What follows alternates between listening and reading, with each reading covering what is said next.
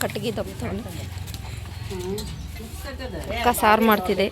ಹೊಗೆಯನ್ನು ತಡೆಯಲಾರದೆ ಮುಖವನ್ನು ಮುಚ್ಚಿಕೊಳ್ಳುತ್ತೆ. ಓ, ಎಂತ ಕೆಲಸ ಮಾಡಿಬಿಟ್ಟಿದ್ದಾರೆ ನೋಡಿ.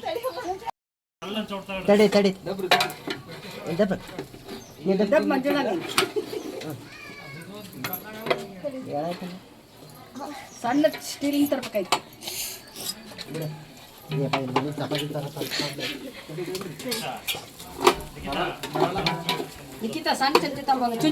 ಎಂತ ಕೆಲಸ ಆಗ್ಬಿಟ್ಟಿದೆ. ಆ ಪ್ಲೇಟ್ ದೊಡ್ಡದು ಇಲ್ಲ, ಸಣ್ಣದಿದೆ. ಸಣ್ಣದೇ ಕೆಳಗಡೆ ಹೋಗ್ಬಿಡ್ತು. ಇವರೇ ಹಾಕ್ಬಿಟ್ರು. ಎತ್ತಿದ್ದಾರೆ.